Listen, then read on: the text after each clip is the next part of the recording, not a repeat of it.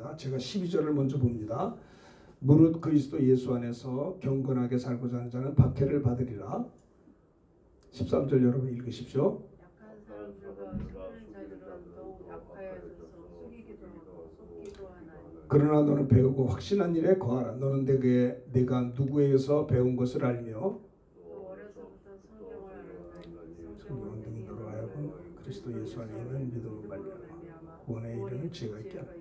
모든 성경은 하나님의 감동으로 된 것으로 교훈과 책망과 바르게 함과 의로 교육하기에 유익하니 이는 하나님의 사랑으로 온전하게 하며 모든 선한 일을 행할 능력을 갖추게 하려 함이라. 아멘. 오늘 저는요 디모데후서 3장 12절부터 17절의 말씀을 통해서 성경이 주는 축복 세 가지라는 제목으로 하나님 말씀이 우리에게 복을 주시는데 성경 말씀이 우리에게 주시는 축복 세 가지라는 제목으로 함께 은혜를 나누려고 합니다. 성경이 주는 축복 세 가지 중에 첫 번째는 뭘까요? 구원에 이르는 지혜가 있게 한다고 그랬어요. 하나님 말씀이 우리에게 주시는 축복은요 무엇보다도 구원입니다. 구원. 우리가 하나님의 말씀을 하나님께서 우리에게 주신 이유가 우리를 구원시키려고 주셨다는 거죠. 자, 15절 우리 다 같이 한 목소리로 크게 읽겠습니다. 시작. 또 어려서부터 성경을 알았나니 성경은 능히 너로 하여금 그리스도 예수 안에 있는 믿음으로 말미암아 구원에 이르는 지혜가 있게 합니다. 믿음으로 말미암아 구원에 이르는 지혜가 있게 하는 것이 뭐예요? 성경 말씀이라고 하는 것입니다. 사도 바울은 믿음의 아들 디모데를 향해서 성경이 우리에게 주는 축복에 대해서 가르치는 말씀이 오늘 디모데 후서 3장에 있는 말씀이죠. 사도 바울은 믿음의 아들 디모데에게 성경은 어떤 축복이 있느냐? 첫째는 뭐예요? 구원에 이르는 지혜가 있다는 것이고요. 두 번째는 또 성도가 거룩하게 살 수 있도록 하나님이 우리에게 뭐예요? 성경 말씀을 주셨다는 겁니다. 그리고 또 하나는 세 번째는 이 하나님 말씀 성경을 통해서 성도로서 온전한 그리스도인이 되어서 모든 선한 일을 행할 능력을 갖추게 하기 위하여 하나님이 성경을 우리에게 주셨다라고 하는 거죠. 자 봅시다. 요한복음 20장 31절 우리 크게 한번 이걸 보고 함께 읽겠습니다. 시작. 오직 이것을 기록하면 너희로 예수께서 하나님의 아들 그리스도이심을 믿게 하려 하며 또 너희로 믿고 그 이름을 힘입어 생명을 얻게 하려 합니다. 자 사도 요한은요 이 요한복음을 왜 기록했냐? 물론 성령의 감동으로 사도 요한이 요한복음을 기록했는데 요한복음 21장이죠 끝이. 근데 20장에 이제 마지막으로 하는 얘기하면 오직 이 요한복음 성경을 기록한 목적이 뭐냐? 너희로 예수께서 하나님의 아들 그리스도이심을 믿게 하려 하며 또 너희로 예수를 믿고 예수의 이름을 힘입어 생명을 얻게 하려 함이라. 성경을 기록한 목적이 뭐예요? 생명 얻게 한다. 구원을 얻게 한다라고 하는 겁니다. 성경이 주는 축복 사도 바울은 디모데에게 세 가지를 얘기했는데 성경이 주는 축복 첫 번째가 뭐예요? 구원에 이르는 지혜가 있게 하려 함이라. 생명을 얻게 한다라고 하는 겁니다. 구원받게 된다라는 거죠. 자, 사도행전 17장 11절 12절 교독해 봅시다. 베레아에 있는 사람들은 데살로니가에 있는 사람들보다 더 너그러워서 간절한 마음으로 말씀을 받고 이것이 그러한가 하여 날마다 성경을 상고함으로 중에 믿는 사람이 많고 또 헬라의 귀부인과 남자가 적자. 자 보세요. 베레아에 있는 사람들은요 데살로니가에 있는 사람보다 더 너그러. 지난번에는 더 신사적이어서 이런데 이걸 너그러워서 이렇게 신사적인 거나 너그러 비슷하게 이렇게 성경을 이렇게 다시 번역을 한 것 같아요. 베레아 사람들은 데살로니가에 있는 사람들보다 더 신사적이어서 더 너그러웠어요. 젠틀했다는 거예요. 더 마음이 넓어서 어땠느냐? 간절한 마음으로 하나님 말씀을 받고 여러분 우리가요 성경을 읽어도 은혜를 사모하고 간절한 마음으로 은혜 받으려고 하는 거하고 그냥 읽는 건 다르잖아요. 베레아 사람들은 데살로니가의 사람들보다 더 너그러워서 간절한 마음으로 말씀을 받고 이것이 정말 그러한가 하여 날마다 성경을 상고 읽었다라고 하는 겁니다. 날마다 성경을 읽었다라는 거예요. 그 중에 그래서 믿는 사람들이 많았고요. 또 헬라의 귀부인들과 남자들이 적지 아니하게 예수를 믿어 구원받았다라고 하는 겁니다. 사도 바울이 믿음의 아들 디모데를 향해서 디모데후서 3장에서 성경이 주는 축복을 3가지를 얘기했는데, 첫째는 뭐예요? 믿음으로 말미암아 구원에 이르는 지혜가 있게 된다는 겁니다. 간절한 마음으로 말씀을 받고 날마다 성경을 읽으며 이렇게 사모하는 마음이 있으면 성경을 볼 때 그 중에 믿는 사람이 많고 귀부인과 남자가 적지 않았다라는 거죠. 하나님의 말씀, 성경이 주시는 축복, 첫 번째는 바로 15절에 있는 말씀, 성경은 능히 너로 하여금 그리스도 예수 안에 있는 믿음으로 말미암아 구원에 이르는 지혜가 있게 된다라고 하는 것이죠. 믿음으로 말미암아, 피스티스, 페이스, 믿음이죠. 신뢰, 믿음, 확신, 믿음, 예수를 믿음으로 말미암아 구원에 이르는, 구원은 소테리아라고 해서 구출한다, 구원한다. 영적으로도 구원받고 육적으로도 회복된다, 그런 뜻이에요. 믿음으로 말미암아 구원에 이르는 지혜가 있게 된다라고 하는 것이죠. 믿음은 들음에서 나요. 들음은 그리스도의 말씀으로 말미암는 것입니다. 제가 예전에, 참 오래전입니다. 30년 전인가, 예전에 그 북한의 형제들이 250만 명이 굶어 죽은 적이 있었어요. 그때가 어려운 시절이었습니다. 그러니까는 참 이게 정말 동족들이 굶어 죽으니까. 그리고 제가 그 압록강인가 두만강 쪽에 동은이라는 데가 있어요. 그 중국 쪽으로 이제 들어갔었는데, 거기에 보니까는 아이들이 막 배가 고프니까 중국으로 넘어와서 막 국어를 하면서, 어린 아이들이 말이죠. 우리 한국 아이들이 그 다리 하나 건너면 이제 여기는 북한이고 중국이니까 배고파서 건너오니까 이거 누가 뭐 막지도 않잖아요.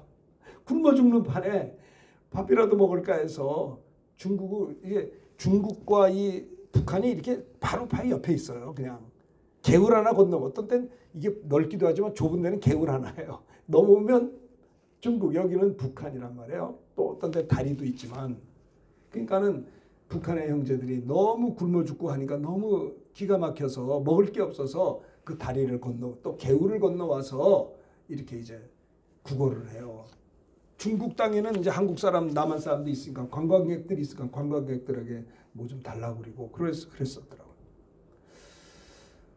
이제 선교사님들이 너무 안타까워서 그들에게 전도도 하고 먹을 것도 주고 이제 이런 것들을 이제 보게 되었었습니다. 그런데 제가 이제 21살짜리 되는 형제가 이제 같이, 우리가 장백산이라고 그러죠. 그게 이제 그 북한에, 중국에서는 장백산, 우리가 볼 때는 백두산이라 중국에서 올라가는 산인데, 거기를 이제 같이 이제 가다가 버스를 타고 가는데 참 몸이 많이 약하죠.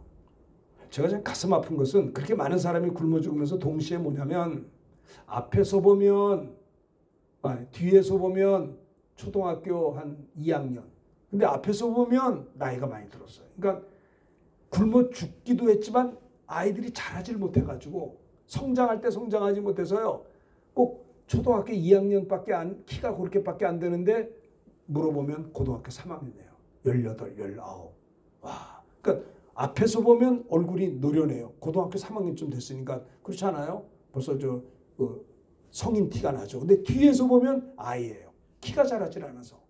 이런 기가 막힌 형제들이 많이 있었어요.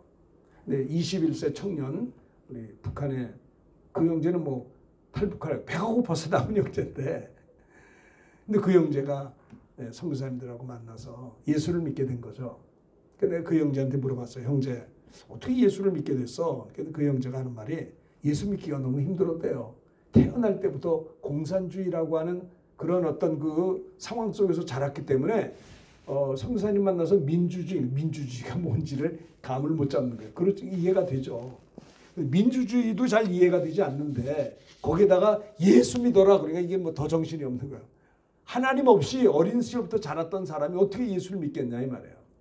그런데 그 형제가 예수를 믿어요. 물어봤어요. 형제, 어떻게 성경을, 예수를 믿게 됐어? 그때 그 형제가 하는 말이, 성경을 읽었다는 거예요. 계속 성경 읽는데 신약 성경을 21번째 읽는데 예수를 믿었다는 거예요, 자기가.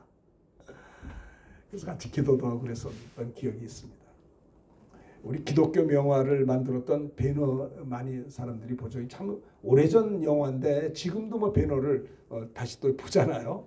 그 배너의 원작자가 루 윌리스라고 하는 사람이 그 배너를 이렇게 그 작가로 썼어요. 작자죠, 작자. 근데 이 사람은 지독한 불신자였어요. 그리고 그가 성경을 본 목적이 뭐냐면 은혜를 받으려고 본 것이 아니라 성경을 어떻게 하면 논리적으로, 이성적으로, 합리적으로 비판할 수 있을까라고 하는 시각으로 성경을 읽기 시작했어요. 그래서 내가 이 성경은 논리적으로나 여러 가지 면에서 잘못됐다는 것을 밝히기 위해서 이 루 윌리스라는 분이 성경을 읽다가 세상에 예수를 믿게 된 거예요. 구원을 받게 된 거예요. 말씀을 읽다. 그래가지고 그분이 회개하고 예수를 믿는 자가 되어서 기독교 명화 배너라고 하는 작품을 만든 자인 것이죠. 자, 우리나라에 성경이 들어온 것도 참 감사한 일이죠. 제가 미얀마에 한인교회에 있을 때 선교사님들이 많이 한인 선교사님들 계시거든요. 근데 그 선교사님 중에서 뭐 교회 개척하는 선교사님들 계시고 고아원하는 선교사님들도 계시고 뭐 여러 가지 신학교 하는 선교사님 많이 계세요. 그런데 그 중에 또 어떤 그 싱글 여자 선교사님이신데 연세가 한 60 가까이 되셨어요. 근데 그분도 선교사님이세요. GT 선교사인가 뭐 그런 분인데 그분이 하는 일은 뭐냐면 성경을 번역하는 선교사님이세요. 그러니까 미얀마가 135개 종족인데 그 종족말로 성경을 번역하는 거예요.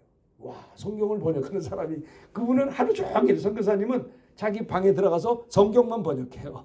그래서 미얀마의 그 소수 종족의 성경을 만들어서 주는 그런 선교사님이 계셨었습니다. 우리나라도 마찬가지입니다. 우리나라 성경은 사실은 중국 성경을 다시 번역해가지고 한글 성경을 만들었다고 이렇게 얘기들을 해요. 그래서 예전에 그 우리나라 한국 성경에 보면 그때 이제 그 한자를 혼용해서 썼었잖아요. 요즘에 그거 없는데 옛날에는 한자도 이렇게 있고 한글로 이렇게 해서 늘 그 봤죠. 근데 생전 듣도 보지 못한 그 단어, 그 한자가 있어요. 그래서 야, 뭐 이런 한자가 다 있어. 한 번도 본 적. 근데 그 왜냐? 중국어 성경을 번역해가지고 그랬다는 거죠. 근데 그 당시에 이 로스 목사님이라고 스코틀랜드 목사님이세요. 근데 그분은 스코틀랜드는 잉글랜드하고 지금 유나이트가 돼서 같이 한 나라가 됐지만 옛날에는 이 나라가 달랐거든요. 옆에 바로 영국, 스코틀랜드, 웨일즈 이게 다 달랐는데 이제 지금 유나이트 돼서 한 나라가 됐지만 그런데 이제 그 로스 목사님이 사실은 영어를 못했다는 거예요. 자기 나라 무슨 그 스코틀랜드 말이 있는 모양이죠. 근데 그때 영어를 공부했대. 영어를 해가지고 다 영어를 익숙히 해가지고 선교사로 중국을 가서 선교를 한 거예요. 그 중국어 성경도 이렇게 하면서 있다가 이분이 그것을 한글 성경을 번역한 분이 로스 목사님이세요. 스코틀랜드에 맥킨타이어 선교사님하고 같이 대한민국의 한글 성경을 만들어 주신 분이란 말이에요. 그 한글 성경을 토마스 선교사님이 가지고 대동강변을 간 거예요. 사실은 토마스 선교사님이 그 프랑스 군함을 타고 가려고 하다 그것을 타질 못해가지고 미국의 군함으로 이렇게 타고 갔는데 사실 토마스 선교사님은 27살밖에 안 돼요. 젊은 선교사님입니다. 그는 결혼을 했어요. 결혼했는데 그 사모님이 토마스 선교사님이 우리 평양에 들어오기 전에 사모님이 먼저 돌아가셨어요. 선교사님이. 왜 돌아가셨냐면 사실 그렇습니다. 서구 사람들이 중국이나 조선 땅에 오면 얼마나 열악하겠습니까? 그렇죠? 그러니까는 풍토병도 있고 그래서 그 토마스 선교사님 사모님이 선교사님이 말이죠. 돌아가신 이유가 뭐냐면 그 미국 선교사님이 여선교사님이 죽었다는 소식을 듣고 충격을 받아서 이분이 몸이 약한 분이 쓰러진 거예요. 그럼 돌아가셨어요. 그 토마스 선교사님이 얼마나 27의 그 젊은 나이에 결혼했는데 자기 사랑하는 아내가 죽었단 말입니다. 그래가지고 그가 가슴 아파하다가 그 중국에서 그 한글 성경을 가지고 이제 그 프랑스 전함을 타고 올려다 그게 이제 캔슬이 돼가지고 미국의 군함을 타고 대동강변에 들어왔는데 그것이 이제 그 당시에는 쇄국 정책 있잖아요. 쇄국 정책으로서는 불법이에요. 그래가지고 그게 이제 난리가 싸움이 벌어진 거예요. 그래가지고 이 토마스 선교사님이 한글 성경을 그분은 한글 성경을 가지고 전도를 많이 했어요. 많이 이렇게 했는데 평양에 들어와서 성경을 가지고 선교하려고 하다가 붙잡혀가지고 목배임을 당했어요. 박충권이라고 하는 조선 군사한테 붙잡혀가지고 참수형을 당하게 된 거예요. 그 죽기 바로 직전에 그 토마스 선교사님이 그 어린 27살밖에 안 되는 젊은 목사님이 그 성경을 한글 성경을 박충권 씨한테 줬어요. 이거 읽으시오. 그러니까는 뭐 죽기 전에 뭔 얘기를 그냥 주니까 받은 거예요. 그리고 처형을 한 거예요. 근데 이 박충권이라고 하는 조선의 순사가 그 토마스 선교사님 준 성경을 읽고 나중에 예수를 믿었다는 내용이 나옵니다. 참 정말 하나님의 말씀을 통해서 성경을 주는 축복이 뭐냐? 이 성경은 능히 너로 하여금 그리스도 예수 안에 있는 믿음으로 말미암아 구원에 이르는 지혜가 있게 한다라는 것입니다. 사도 바울은 믿음의 아들 디모데를 향해서 성경이 주는 축복이 세 가지가 있는데 첫째는 뭐냐면 내가 뭡니까?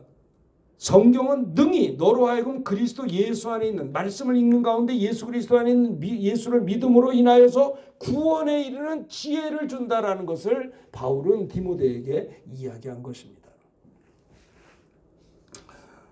그렇습니다. 그래서 믿음은 들으면서 나고 들으면 그리스도의 말씀으로 말미암다. 주님의 말씀을 들을 때 믿음이 생기게 되는 것입니다. 그러니까 믿음 성장할 수 있는 비결은요. 주님의 말씀을 많이 들으면 들을수록 은혜를 받게 되고 말씀을 많이 들으면 들을수록 우리 믿음이 무럭무럭 성장하게 된다라는 거예요. 옛날에 그 영등포 그 시장 로타리에 보면 그 예전에 참 그 떡시루 같은 데다가 콩나물을 파는 분들이 많이 계셨어요. 행상들이 많이 있었잖아요. 제가 어렸을 때 초등학교 때 보면 그렇게 이제 콩나물 장사들이 많았어요. 시장에 이렇게 앉으셔서 이렇게 머리에 이고 와서 파는데 콩나물을 이렇게 보면 콩을 이렇게 놓고 물을 계속 줘요. 물을 주면 물이 쭉쭉 빠져나가죠. 근데 신기한 거는 그 콩을 놓고 큰 시루에다가 콩을 이렇게 놓고 이렇게 물을 계속 주죠. 그러면 물은 쭉쭉 빠져나가는데 시간이 지나면 어떻게 해요? 콩나물 줄기가 자라요. 그게 콩나물이에요.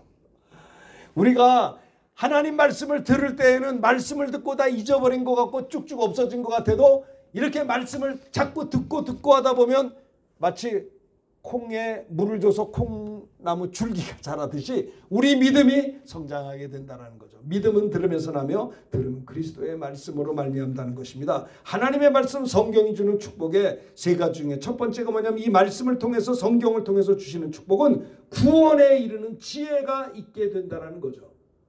대한민국이 이렇게 복음화된 것은 이 로스 목사님이 성경을 번역했던 것입니다. 이 번역한 성경을 가지고 목숨을 걸고 토마스 선교사님이 사모님을 잃어버린 그 상처와 아픔 속에서 이제 포기할 만도 한데 포기하지 않고 대한민국을 이 조선 땅을 사랑해서 그 선교사님이 목숨을 걸고 참 조선 땅은 말이죠. 그 당시에 쇄국 정책으로 이 오는 걸 막았거든요. 그런데 그 위험한 지경에서 사실은 토마스 선교사님은요 이 미국의 전함과 조선의 그 싸움할 때 막 말렸어요. 그러지 말라고 하다가 붙잡혀서 죽었다고 그 역사 기록에 나오더라고요. 토마스 선교사님은 이렇게 순교하기까지 하나님의 말씀을 대한민국 우리 조선 땅에 주셨다라고 하는 겁니다. 얼마나 고맙고 감사합니까? 한글 선용으로 성경으로 번역해 주신 영국의 로스 목사님과 맥킨타이어 목사님 두 분이 같이 번역을 해줬는데 이분들이 아니면 그래서 이 로스 목사님은요 조선의 이응찬 씨에게 한글을 배웠다고 그래요. 그래서 한글을 배워서 이 성경을 번역을 했던 분이라고 하는 것입니다. 너무도 감사하죠. 자 보십시다. 자 마태복음 4장 4절 우리가 너무나 잘 아는 말씀입니다. 다 같이 한번 크게 읽겠습니다. 시작. 예수께서 대답하여 이르시되 기록되었으되 사람이 떡으로만 살 것이 아니요 하나님이 요란 어떤 말씀으로 살 것이라 하였느니라 하시니. 그래요. 주님이 말씀이십니다. 40일 금식하신 후에 줄이셨을 때 시험하는 마귀가 나와서 내가 정말 하나님의 아들이라면 이 돌들이 떡덩이가 되게 하라. 마귀의 시험이 얼마나 그럴듯합니까? 40일을 줄이시고 굶으셨으니 얼마나 정말 기가 막힌 상황인데 그가 그 시험하는 자가 예수님을 시험한 거죠. 이 돌 가지고 너 하나님의 아들 아니야? 네가 하나님 돌 가지고 떡을 해서 먹으면 얼마나 좋아. 하지만은 주님이 하신 말씀은 성경에 기록되었으되 사람이 떡으로만 살 것이 아니요 하나님의 이루는 모든 말씀으로 살 것이니라고 하면서 사단의 시험을 물리치신 주님을 볼 수가 있어요. 오늘도 우리 예수님을 시험했던 사탄이 오늘 우리 믿음의 사람들에게도 야 그냥 떡만 가지고 살아. 뭐 하나님 말씀을 뭘 그렇게 사모할 필요 있겠어? 무슨 말인지 아세요? 우리가 24시간 살면서 생각해 보십시오. 우리가 요즘에 우리 대한민국도 이제 막 건강바람이 들어서 어떻게 하면 좋은 음식 먹을 수 있을까? 병드는 음식 나쁜 거 먹지 말고 건강식을 하자. 뭐 틀린 말은 아니에요. 그런데 이 삼시세 때 먹는데 어떻게 해서라도 좀 건강한 음식을 먹으려고 많은 사람들이 맛집을 찾아다니고 이러는데 뭐 나쁘다는 말이 아닙니다. 그러나 떡만 가지고는 살 수 없다라는 겁니다. 그렇게 우리가 건강 음식을 생각하고 준비해서 하루 셋때 차려서 잡수시듯이 우리가 하나님의 입으로 나오는 모든 말씀도 우리가 사모해야 하지 않겠냐는 거예요. 하나님의 말씀도 사모하는 마음으로 베레아 사람들처럼 간절한 마음으로 말씀을 받고 은혜 받을 내가 믿음 성장 내 영혼의 양식을 먹으려고 해야 하지 않겠냐라고 하는 것을 제가 이 시간에 말씀드리고자 하는 것입니다. 성경이 주는 축복의 세 가지 중에 첫 번째는 이 말씀을 통해서 하나님이 우리를 구원하세요. 말씀이 없이는요. 태양을 통해서 태양의 빛을 통해서 태양을 보듯이 하나님은 영이시지만은 영이신 하나님을 하나님의 말씀을 통해서 하나님을 볼 수가 있는 거예요. 그렇죠? 하나님은 영이십니다. 어떻게 영이신 하나님 볼 수 없어요. 그러나 태양의 빛을 가지고 그 빛 때문에 태양을 우리가 봐요. 물론 눈을 뚫어지게 볼 수는 없어도 간접적으로 볼 수 있는 것처럼 하나님은 영이시지만은 영이신 하나님을 어떻게 보느냐?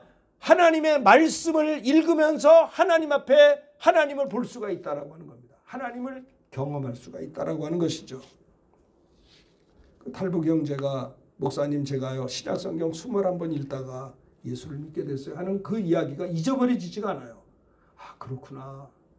신기하더라고요. 예수를 믿는 게. 그렇죠. 21살밖에 안 된 젊은 형제였어요. 버스를 타고 가느냐면 멀미를 해. 몸이 약해가지고서 제가 기도대주고 그런 적이 있었습니다. 참 안타깝죠. 그래도 그 형제가 말씀을 읽다가 나 예수 믿게 됐어요 하는 그 이야기가 얼마나 좋은지요. 그렇습니다. 성경이 주는 축복 세 가지 중에 사도 바울은 디모데에게 첫 번째가 뭐라고요? 성경은 능히 너로 하여금 그리스도 예수 안에 있는 믿음으로 말미암아 구원에 이르는 지혜가 하나님 우리에게 성경 말씀을 하나님이 성령에 감동된 주의 종을 통해서 성경을 기록한 목적이 뭐냐? 이는 우리에게 구원에 이르는 지혜를 주시기 위함인 것이라는 겁니다. 구원을 위해서. 하나님 말씀 없이는 구원이 없어요. 그래서 그렇죠? 성경이 주는 축복 첫 번째는 뭐예요? 믿음으로 말미암아 구원에 이르는 지혜. 두 번째는 뭔지 아세요? 16절. 성경이 주는 축복 두 번째 16절 우리 다 같이 크게 읽어봅시다. 시작. 모든 성경은 하나님의 감동으로 된 것으로 교훈과 책망과 바르게 함과 의로 교육하기에 유익하니 모든 성경 66권은요 하나님의 감동을 받은 자가 기록한 것입니다. 성경의 저자는 성령님이세요. 그런데 성령의 감동을 받은 하나님의 종들을 통해서 성경을 기록했는데 모든 성경은 하나님의 감동으로 된 것이기 때문에 성경 말씀은요 성령의 감동과 은혜로 우리가 읽어야 뜻을 알 수가 있겠죠. 하나님의 감동으로 된 것으로 모든 성경은 우리를 교훈합니다. 때로는 우리가 잘못된 길로 간 것을 책망합니다. 그래서 바르게 해주십니다. 그래서 의로 교육하기에 유익하다라고 하는 겁니다. 성경이 주신 축복 두 번째는 뭐라고요? 교훈과 책망과 바르게 함과 의로 교육하여 유익하다는 그 말은요 구원받은 성도들이 거룩한 삶을 살 수 있도록 하나님이 축복하신다라는 겁니다. 새 포도주는 새 부대에 넣어야 된다는 것처럼 그렇죠. 둘째 아들이 아버지 앞에 돌아왔어요. 회개하고 받아줬습니다. 그러면 집을 떠났던 그 모든 삶의 관습을 버리고 이제는 아버지 앞에 돌아왔으면 이 아버지 집의 관습을 따라가야 하는 것처럼 새 포도주는 새 부대에 넣어야 된다는 거예요. 구원받은 성도들이 구원받았다면 이제는 어떻게 해요? 구원받은 자답게 거룩한 삶을 살도록 인도해 주는 것이 성경이 주시는 축복의 두 번째다라고 하는 것을 여기서 이야기하고 있는 것입니다. 어거스틴이 이게 성 어거스틴이죠. 근데 이 모니카 어머니의 기도로 회개했어요. 이 어거스틴이 말이죠. 이게 어머니가 그렇게 기도했는데 유학을 갔다가 공부는 안 하고 딴짓하고 술이나 먹고 방탕하고 술집에 여자하고 동거 생활을 하고 그 어머니 마음이 얼마나 가슴이 자기 아들 유학 보냈는데 그 하나는 공부를 안 하고 술집 가가지고 술집 여자하고 동거 생활하고 또 교회는 나가지 않고 마니교라고 하는 이단을 나갔어요. 어거스틴이. 그러니 이 어머니 모니카가 정말 아들을 포기할 수 없잖아요. 주님께서도 나를 보고 울지 말고 너와 내 자녀를 보고 울라고 했는데 이 어머니의 기도가 어거스틴을 위해서 밤낮 기도한 거예요. 내 아들을 살려주시옵소서. 그래서 드디어 어머니의 기도의 응답으로 어거스틴이 회개한 건 했는데 이 로마서 13장 11절 14절을 어거스틴이 읽다가 회심을 하게 됐다는 거예요. 그래서 자 어거스틴이 이 말씀 어떤 말씀이냐면 회개한 내용을 11절 제가 읽겠습니다. 또한 너희가 이 시기를 알거니와 자다가 깰 때가 벌써 되었으니 이는 이제 우리의 구원이 처음 믿을 때보다 가까웠습니다. 그러므로 우리가 어둠의 일을 벗고 빛의 갑옷을 입자. 13절을 제가 읽습니다. 낮에와 같이 단정해야 하고 방탕하거나 술 취하지 말며 음란하거나 호색하지 말며 다투거나 시기하지 말고 오직 주 예수 그리스도로 옷 입고 정욕을 위하여 육신의 일을 도모하지 말라. 어거스틴이 말입니다. 그 어머니의 기도로 하나님의 은혜로 어떻게 됐어요? 회개하게 된 거예요. 어떻게 하다 성경 읽다가 또한 너희가 이 시기를 알거니와 자다가 깰 때가 벌써 되었으니 이는 우리가 우리의 구원이 처음 믿을 때보다 가까웠습니다. 오늘 보십시오. 말세 치마를 말세는 언제부터 말세예요? 주님이 죽으시고 부활하시고 승천하시고 성령을 보내주신 때부터 말세거든요. 근데 승천하시고 성령 보내주신 것이 오순절 성령 보내준 것이 2000년 전이거든요. 그때가. 그러니까 말세가 벌써 그러니까 지금은 말세 중에 말세 지말이라고 그래요. 말세가 되면 왕래가 빨라지고 그렇죠? 그리고 유대인들이 돌아온다고 그래요. 유대인들이 예수 안 믿거든요. 근데 유대인들이 지금 전 세계 교회가 유대인들을 선교하기 시작했어요. 유대인들이 예수 믿게 되고 유대인들 가운데 목사님이 생겼어요. 이거는 말세 지말의 현상이거든요. 또 하나 왕래가 빨라져요. 왕래. 지금 서울에서 LA까지 12시간 비행기 타고 가는데 그게 이제 더 빨라진답니다. 이제 뭐 3시간 반인가 뭐 이렇게 빨리 간대요. 엄청난 속도의 비행기가 나온다는 게 말세 지말이 되면 왕래가 빨라지고 그랬어요. 그리고 또 천재지변이 일어나요.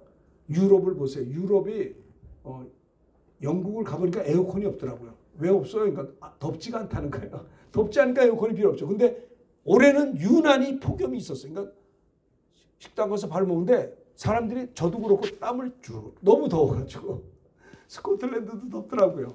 얼마나 더운지. 근데 더우면 당연히 에어컨이 있어야 돼. 에어컨도 없어요. 식당에 없다는 거예요. 왜?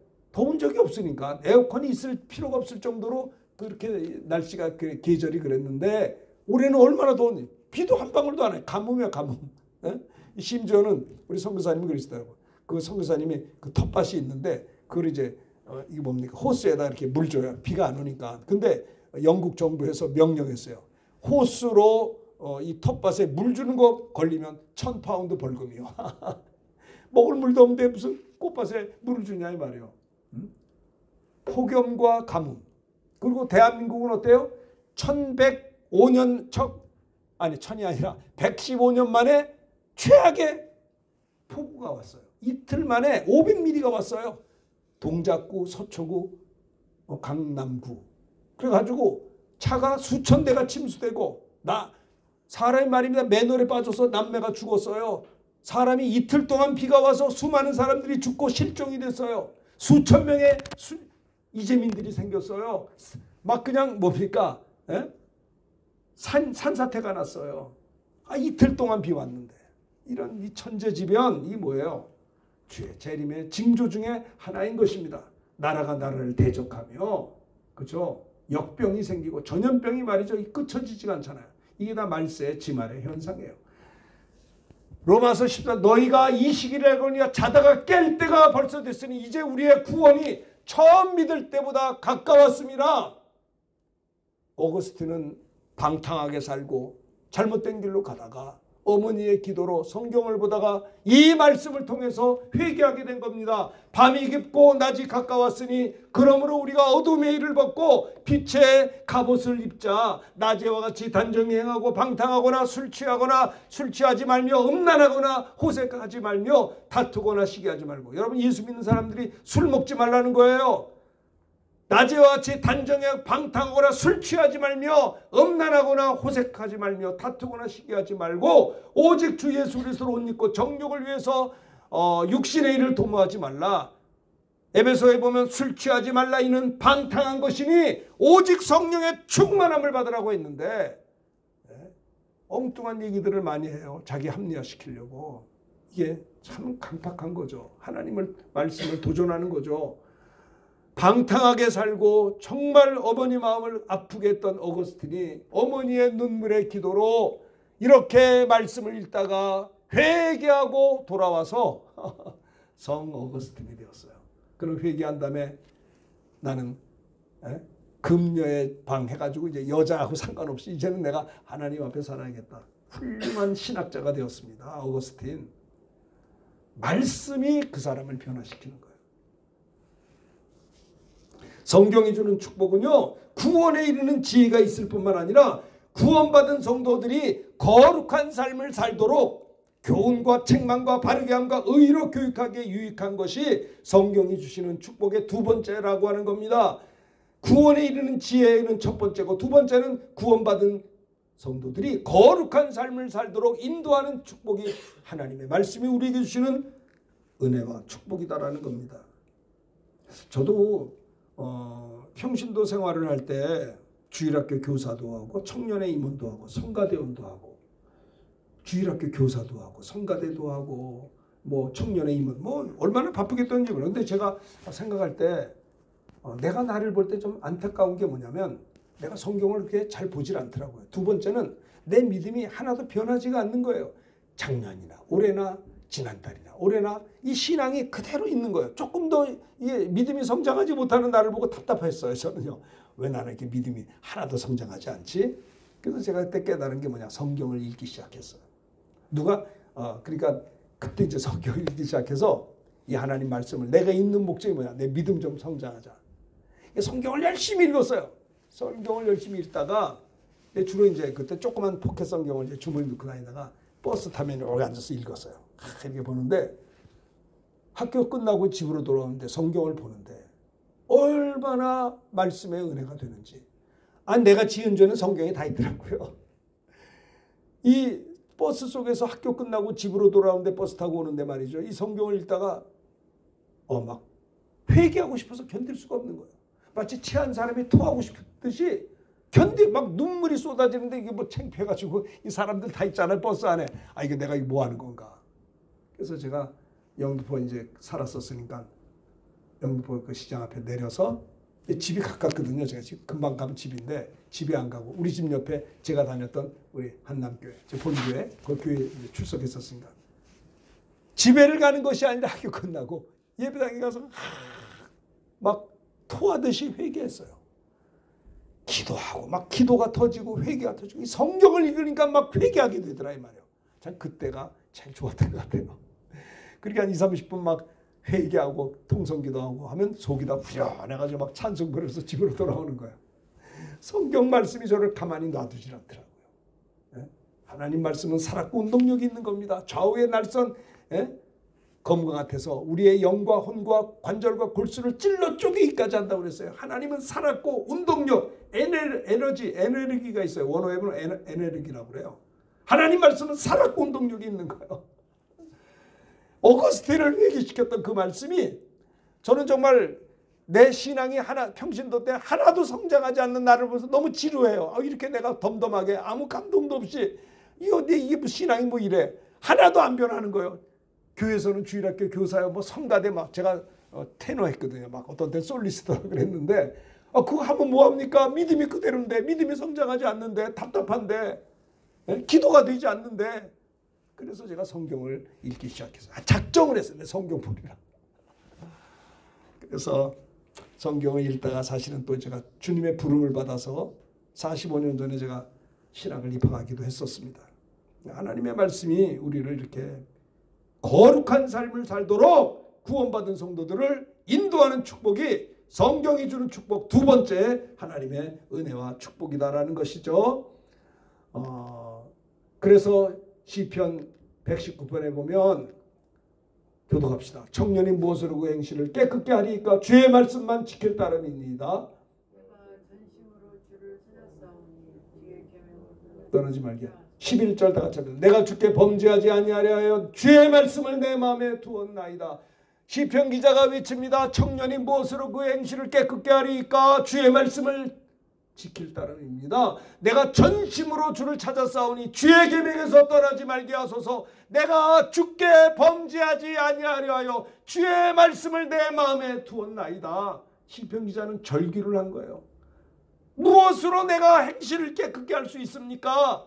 생각하는 게, 행동하는 게 맨날 죄밖에 없는데 무엇으로 나의 행실을 깨끗게 할 수 있나이까? 주의 말씀으로 가능해진다는 거예요. 그러므로 내가 전심으로 주님을 찾으며 말씀을 사모하니 주님의 계명에서 떠나지 말게 하소서. 내가 주님께 범죄하지 아니하려 하여 주의 말씀을 내 마음에 두었나이다. 날마다 넘어지고 쓰러지는 자기를 향해서 절규를 한 것입니다. 하나님 말씀밖에 없는 거예요. 성경이 주시는 축복 두 번째는 우리 구원받은 자들이 거룩한 삶을 살 수 있도록 은혜를 주신다라는 거죠. 자, 열왕기하 22장 11절 한번 읽어봅시다. 11절 너무 기니까 11절로 하는데 다 같이 시작. 왕이 율법 체계의 말을 듣자 구역 옷을 찢으니라. 무슨 말입니까? 이게 도대체 요시야 시대 요시야 왕이 말이죠. 율법책을 발견해서 성경을 읽게 했어요. 근데 요시야 왕이 율법책의 말씀을 듣자, 하나님의 말씀을 듣게 될 때 왕이 자기 옷을 찢으며 회개했다라고 열왕기하 22장 8절에서 11절에 말씀하고 있는 거예요. 서기관 사반이 왕에게 말하여 이르되 제사장 hil기야가 내게 율법책을 주더이다 하고 사반이 왕의 앞에서 율법책을 읽음에 왕이 하나님의 말씀의 책을 읽자마자 자기의 옷을 찢으며 회개했다라고 하는 거예요. 회개할 때 하나님이 은혜를 주세요. 내가 혈기 부린 걸 회개할 때 용서하시고 나에게 온유한 마음을 주신다고요. 혈기냈다고 지옥 가는 건 아니지만 혈기낸 걸 말씀을 통해서 회개하면 용서하시고 내게 온유한 능력도 주시는 거예요. 회개할 때 은혜 주시거든요. 변화되는 거예요. 그래서 예수님이 심령이 가난한 자는 복이 있나니 천국이 그들 것이며 내가 교만하면 안 되겠구나. 가난한 심령으로 겸손하게 나아갈 때 하나님이 천국을 주시고 죄 때문에 애통하는 자가 복이 있구나. 주님이 나를 용서하고 위로해 주시겠구나. 이게 산상수훈 아닙니까? 온유한 자는 복이 있습니다. 땅을 기업으로 받게 되는 거예요. 저도 보면 부자들 보면 온유하더라고요. 우리 교회 내가 평신도 때 우리 집사님들 장로님들 부자도 있었거든요. 어떻게 저분은 이렇게 부자인가? 근데 부자인 건 좋은데 너무 온유해. 온유한 정도가 아니라 우유부단해. 남자답지가 않아. 그래서 뭐 저 집사님은 이렇게 돈은 많은데 이렇게 남자답지가 않아. 좀 씩씩해야 될 거 아니에요. 근데 굉장히 온유하세요. 너무 온유해서 우유부단할 정도야. 뭐 남자가 왜 저래? 이럴 정도로 우리 청년 때 그 생각을 했어요. 근데 그분이 땅을 기업으로 받아요. 온유한 자는 적들이 없더라고. 많은 이웃을 만나요. 온유한 자가 복이 있습니다. 그들이 땅을 기업으로 받을 것이요. 의에 줄이고 목마른 자가 복이 있나니 그들이 배부를 것이며 주님의 일을 하고 싶어서 몸부림을 치는 자에게 복이 있나니 주님이 배부르도록 주의 일을 하게 하시는 겁니다. 할렐루야. 주님의 일에 줄이고 목마른 자. 긍휼히 여긴 자는 복이 있습니다. 그들이 긍휼히 여김을 받을 것이며. 우리 집사님이 헌금을 하면서 지난번 제가 목회할 때 목사님이 헌금은요 양로원이나 고아원 갔으면 좋겠어요. 그럽시다. 그래서 그 집사님이 가자고 그래가지고 떡 준비하고 뭐 음식 같은 것도 선물 준비해서 양론, 부천에 있더라고요. 양론을 갔어요. 할머니 할아버지도 쫙 계세요. 이제 떡도 나눠드리고 예배도 드리고 뭐 간식도 드리고 또 선물도 많이 이렇게 헌금 나온 거 다 갖다 줬어요. 사람이 이렇게 선교를 하고 이렇게 하면 좀 우쭐한 마음이 있잖아요, 누구든지. 근데 사실요, 그곳에 가서 이제 설교도 하고 은혜를 끼치려고 갔는데 돌아오면서 뭘 느꼈는지 아세요? 은혜를 받고 왔어요. 분명히 내가 양로원 가서 섬기고 할머니 할아버지들을 위로해드리고 선물도 드리고 다 하루 종일 시간을 들여서 헌신했는데 내가 그들에게 은혜를 끼친다고 생각했는데 끝나고 집으로 돌아오는데 내가 은혜를 받았더라고요. 내가 저 사람을 긍휼히 여겼는데 긍휼한 자는 복이 있나니 하나님이 나를 긍휼히 여겨주신다는 거예요. 마음이 청결한 자는 복이 있습니다. 그들이 하나님을 봅니다. 하나님을 본다는 것은 하나님을 경험한다는 거예요. 어떻게 마음을 청결할 수 있나요? 예수 그리스도의 보혈로 청결함을 받은 자는 복이 있나니 하나님을 경험하게 될 것이요. 말씀으로 청결해져야 하는 자는 복이 있는 하나님의 말씀을 통해서 우리가 거룩한 삶을 살 수 있도록 예수님께서 공생의 첫 번째 산상수훈 8복을 저렇게 말씀하고 있는 것입니다. 화평케 하는 자는 복이 있나니 그들이 하나님의 아들 일컬 피스메이커가 되라는 겁니다. 또 하나 화평하게 하는 자는 전도자거든요. 전도하는 사람보다 화평케 하는 자가 어디 있겠습니까? 그들은 전도받은 자들이 하나님의 아들의 일컬을 받게 된다는 거죠. 또 하나 의를 위해서 박해를 받는 자는 복이 있나니 천국이 그들의 것이라. 나로 말미암아 너희를 욕하고 박해하고 거짓으로 너희를 거슬려 모든 악한 말을 너에게 복이 있나니 기뻐하고 즐거워라. 하늘에서 너희 상이 큼이라. 너희 전에 있던 선이 이같이 박해했느니라 고 했어요. 그러니까 이 하나님 말씀으로 이 성경 말씀이 주는 축복은요. 이런 산상수훈을 통해서 우리의 삶이 거룩한 삶을 살게 해주는 거예요. 13절 너희는 세상의 소금이니 소금이 그 맛을 무엇으로 짜게 하리요. 그렇죠? 너는 또 세상에 너희는 빛이라. 16절 너희 빛이 사람 앞에 비치게 하여 그들로 너희 착한 행실을 보고 하늘에 계신 너희 아버지께 영광을 돌리게 하라. 이 하나님의 말씀을 통해서 나는 세상의 빛이구나. 어떻게 살면 안 되겠구나. 나는 세상의 소금이구나. 소금의 맛을 내야 될 거 아닙니까? 하나님의 말씀이 주시는 두 번째 축복은 구원받은 성도들이 말씀을 통해서 거룩한 삶을 살도록 하나님이 우리에게 성경을 주셨다라고 사도 바울은 믿음의 아들 디모데에게 말씀하고 권면하고 있는 것이지요. 그래서 출애굽기에도 이거 뭐예요? 십계명이야, 십계명. 너는 나 외에는 다른 신을 내게 두지 말지니라. 우상 숭배하지 말지니라. 4절. 그에 절하면 안 된다. 우상에게 절하지 말라. 우상 숭배하면 하나님이 질투한다. 그래 말씀했어요. 그런 나를 사랑하고 내 계명을 지키자. 천대까지 은혜를 베푼다. 여호와 이름을 망령되게 걷지 말라. 여호와 이름을 망령되게 부른 자는 죄 없다 하지 아니하냐. 안식일을 기억하여 거룩히 지키라는 것입니다. 그 다음에 엿새 동안은 힘써 모든 일을 할 것이다. 일곱째 날은 안식일인즉 너나 내 아들이나 내 딸이나 내 남종이나 여종이나 내 가축이나 내 문 안에 머무는 객이라도 아무 일도 하지 말라는 거예요. 엿새 동안에 나의 여호와가 하늘과 땅과 바다와 그 가운데 모든 것을 만들고 일곱째 날에 쉬었습니다. 그러므로 나 여호와는 안식일을 복되어 그날을 거룩하게 하였느니라. 구약시대 때는 안식일을 지켰어요. 안식일을 뭘지 어떻게 기억해요? 하나님이 창조주 하나님을 기념했어요. 내가 물질을 가졌어도 하나님이 이 세상의 모든 것에 창조하신 주인이기 때문에 나는 잠깐 위탁받은 자라는 걸 알아야 돼요. 그래서 제7일은 안식했듯이 안식일 날 예배드리면서 하나님을 기억하며 하나님께 감사하며 한 주간 동안 베푸신 은혜를 예배하게 된다라고 하는 겁니다. 내 부모를 공경하라. 살인하지 말라. 간음하지 도둑질하지 말라. 거짓 증거하지 말라. 탐내지 말라. 이게 십계명 아니에요? 십계명 해주셨어요. 하나님 말씀을 통해서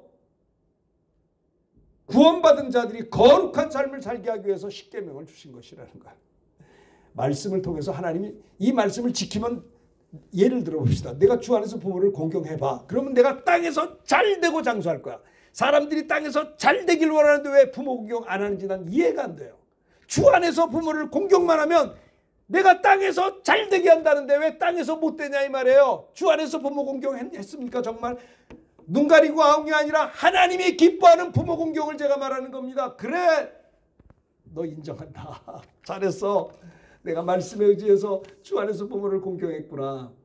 부모님은 너한테 잘못한 것도 많았을 텐데, 너에게 상처 준 것도 많을 텐데, 그건 부모님의 몫이고요. 상관없어요. 나는 그저 주님 말씀에 순종하여 주 안에서 부모를 공경하기만 하면 자녀들이 땅에서 잘 되거든요. 십계명이 뭐예요? 이렇게 하면 이렇게 주겠다는 거예요. 그렇죠. 성경이 주는 축복 첫 번째는 구원에 이르는 지혜가 있게 하고, 두 번째는 뭐예요? 거룩한 삶을 살 수 있도록 말씀을 통해서 교훈하고 책망하고 회개하고 바르게 하고 의로 교육하게 하기 위해서 거룩한 삶을 성경이 주는 두 번째. 세 번째는 뭐냐? 17절 다 같이 읽읍시다. 시작. 이는 하나님의 사람으로 온전하게 하며 모든 선한 일을 능력을 갖추게 하려 함이라. 성경이 우리에게 주시는 축복 세 번째는 이는 하나님의 사람으로 온전하게 하기 위하여 하나님의 말씀을 준 것입니다. 우리가 어떻게 온전한 그리스도인이 될 수 있습니까? 내가 나를 봐도 온전한 데가 별로 없어요. 그렇잖아요. 그런데 하나님의 말씀을, 성경을 왜 주셨느냐? 하나님의 사람으로 이 말씀을 가지고 온전한 그리스도인이 되게 하라는 거예요. 그래서 온전한 그리스도인이 돼서 모든 선한 일을 행할 능력을 갖추게 하기 위해서 하나님이 우리에게 말씀을 주셨다는 거예요. 그래서 여러분들, 우리 형제도 성경 좀 보세요. 딴 거 하지 말고. 답답해 죽겠어. 왜 성경을 안 봅니까? 아주 성경을 안 보려고 작정들을 했어요. 아주 그냥 드라마는 잘 봐. 아주 그냥 시리즈로 봐요. 에? 내가 우영우 보지 말라는 게 아니라 그거는 그냥 10회, 11회 못 보면 또 돌려서 봐. 아니, 그거 나쁘다는 게 아니요. 그 성경도 좀 그렇게 읽으란 말이요. 성경은 그냥 막 셀라이프 그냥 너무 깨끗해. 하나 건드리지도 않았어. 하나님의 말씀을 사모하는 마음으로, 하나님은 말씀이잖아요. 말씀이 하나님이세요. 말씀으로 천지를 창조했다고요. 말씀으로 예수님은 귀신을 쫓았다고요.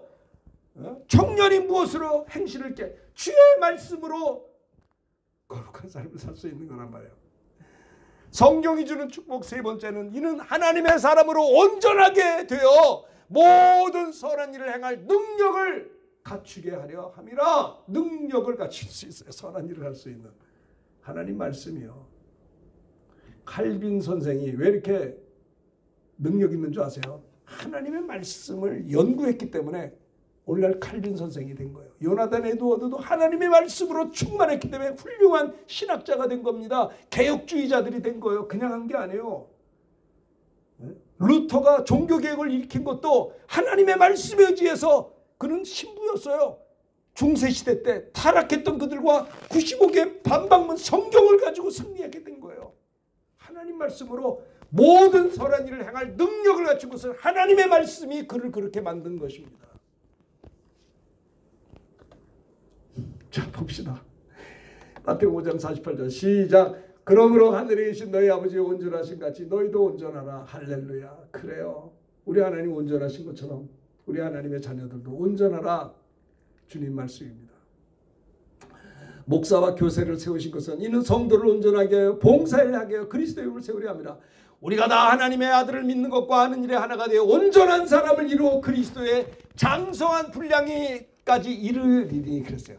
장성한 분량이 충만한 데까지, 그러니까 우리 주님에게까지 성장하는 거예요.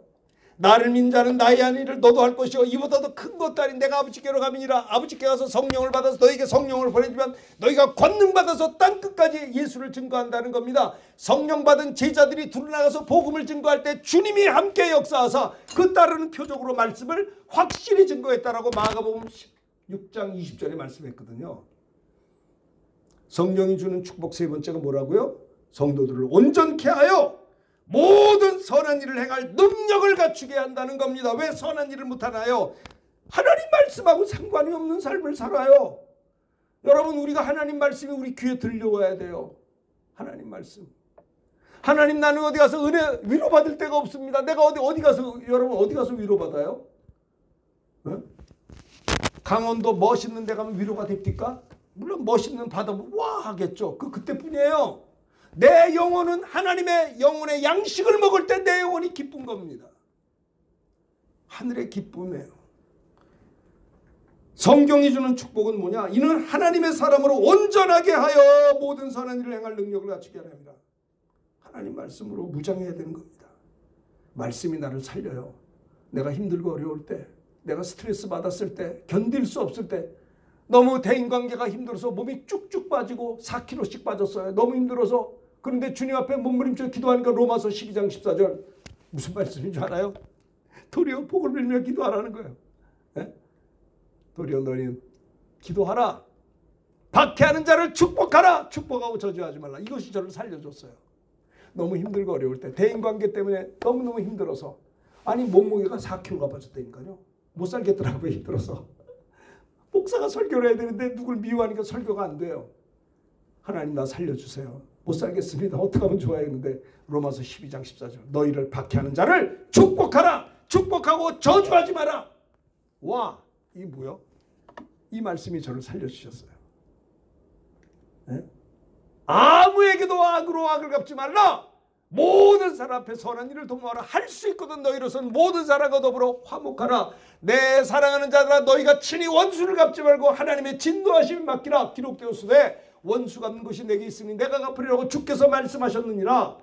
내 원수가 줄이냐? 먹이고 목마르거든 마시라. 그리하므로 내가 숯불을 그 머리에 쌓아 놓으리라. 악에게 지지 말고 서로 악을. 이 말씀이 저를 살려줬다니까요. 내가 깨달았어요. 그 어린 시절에 목사 초년병 때 그렇게 힘들었었는데, 아, 내가 평생 목회하면서 나를 힘들게 하는 사람은 축복하면 기도하면 되겠구나. 정말입니다. 그게 저를 살려준 거예요. 성경이 주는 축복이 성도들을 온전케 하며 모든 선한 일을 행할 능력을 갖추게 한다고 하는 겁니다. 오늘 우리가 예배드리고 집으로 돌아가실 때 내가 말씀을 좀 읽어야겠다. 결심 좀 하세요. 내 인생 내가 살지 누가 대신 살아주는 거 아닙니다. 내가 하나님 앞에 바로 설기 위해서, 내가 온전하게 믿음 생활하기 위해서, 내가 믿음 성장하기 위해서 하나님 앞에 바르게 신앙 좀 한번 살고 싶어서 하나님 말씀을 좀 사모해 보자고요. 우리 형제님. 다른 거 하지 말고 한 번밖에 없는 인생인데 아무렇게나 살다가 할 겁니까? 여러분 연습할 수 없는 인생인데 신구약 성경 한 번도 안 보고 갈 거예요. 말씀에 좀 붙잡혀 살면 얼마나, 말씀에 붙잡혀 산다는 건 하나님께 붙들려 사는 겁니다. 세상에 붙잡혀 사는 게 아닙니다. 세상 의지하는 게 아니라 하나님 의지하는 거예요. 힘들고 어려울 때 걱정하지 마라. 하나님을 사랑하는 자, 곧 그 뜻대로 부르심을 입은 자들에게는 모든 것이 합력해 선을 이룰 거야. 이야, 그 말씀이 얼마나 위로가 되는지.